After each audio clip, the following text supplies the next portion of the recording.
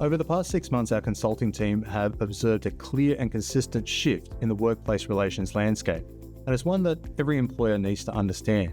Employees are turning to the Fair Work Commission in increasing numbers.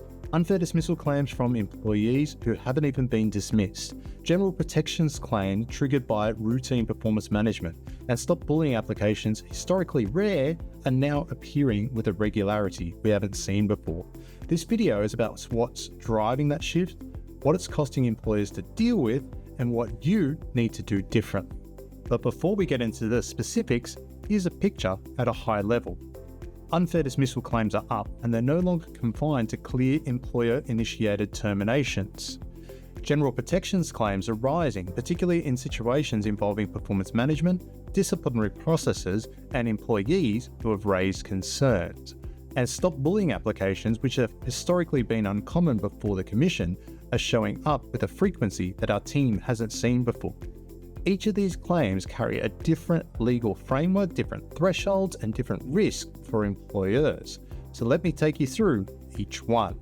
One of the most significant shifts we're seeing in unfair dismissal claims comes from employees who are resigned, not from employees who were dismissed. These are framed as constructive dismissal claims. The employee argues that their resignation wasn't voluntary and that the employer's conduct effectively forced them to leave.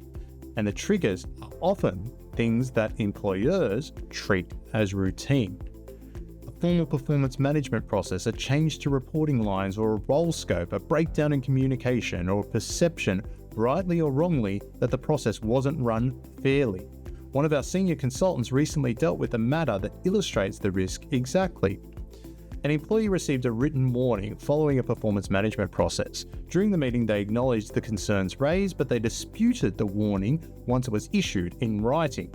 They then took stress leave. They exhausted their personal leave accrual, and they moved straight into 3 weeks of pre-approved annual leave. On the day that they were due back, they then resigned. The business had been covering the role for 5 weeks. They made the commercial decision to waive the notice requirement and pay it out in lieu. They still received an unfair dismissal claim. The lesson here is that the employer didn't necessarily do something wrong. It's that constructive dismissal claims can follow even when you've acted reasonably. How a process unfolds over time and how it's perceived is what creates the exposure. General protections claims carry a very different risk profile. They can catch employers off guard more than almost anything else that we deal with. What we're seeing is a significant increase in claims from employees who allege adverse action was taken against them for exercising a workplace right, raising a concern about their treatment, querying their pay or entitlements, they're taking personal leave, making a complaint, be it formal or informal. And this is really the critical point. In general protections claims, the onus of proof reverses. The employer doesn't need to be proven wrong. The employer must prove that they were right, that the action taken was not for a prohibited reason. Even where the performance concerns are entirely legitimate, gaps in documentation or a poorly structured process give the employee the foothold that they need. This is more than a theoretical risk. It's one that we're managing with clients regularly. Stop bullying applications have always been available under the Fair Work Act. Until recently, they were generally pretty uncommon. But what we're seeing now is a willingness to escalate. Employees who previously would have raised their concerns internally or waited for the employer to manage the situation, they're going straight to the Commission. And this reflects a broader cultural shift. Expectations around psychological safety in the workplace are higher than they were 5 years ago. Employees are more aware about what the Fair Work Act provides to them, and they're using it. And the tolerance for unresolved conflict is lower. Management styles that went unchallenged a decade ago are now being tested formally before the Commission. And this is something that employers need to take seriously. Not because the Commission always intervenes, but because the application itself is now a lever that employees are willing to pull. It would be completely unrealistic to look at this trend without acknowledging the environment that's driving it.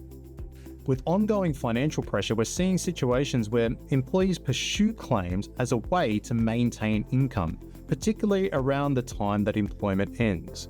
And not every claim is driven by strong legal merit.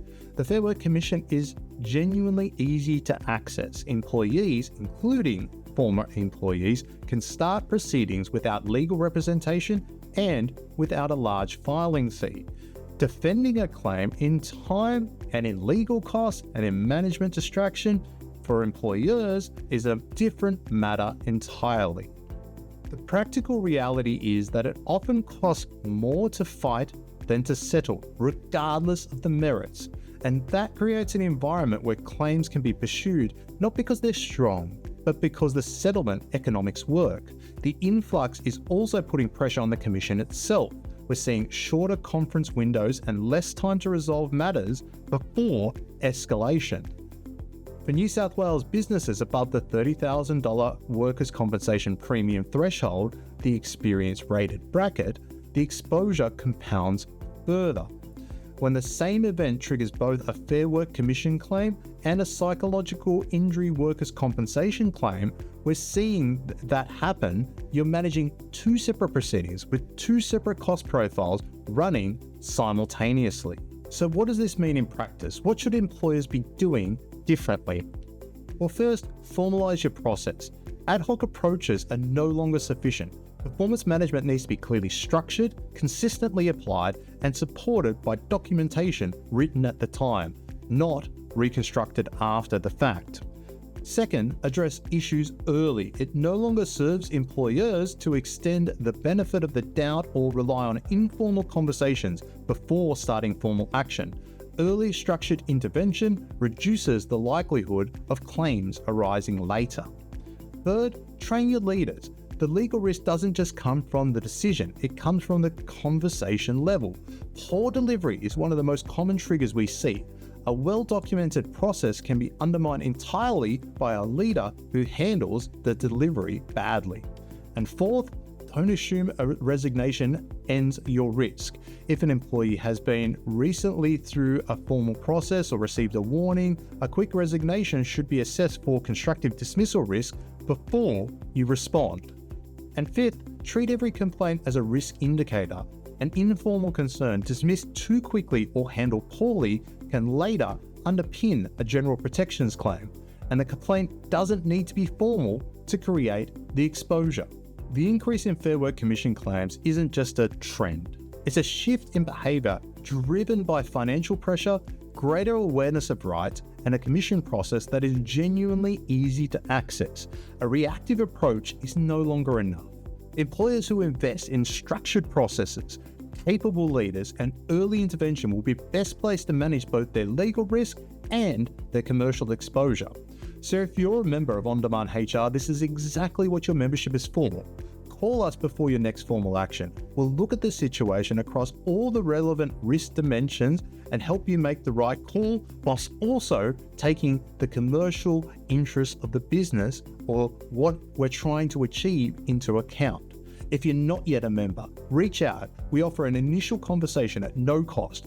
One conversation before a decision can prevent months of commission proceedings. So the best way to reach us is at advice@ondemandhr.com.au or just find us at www.ondemandhr.com.au.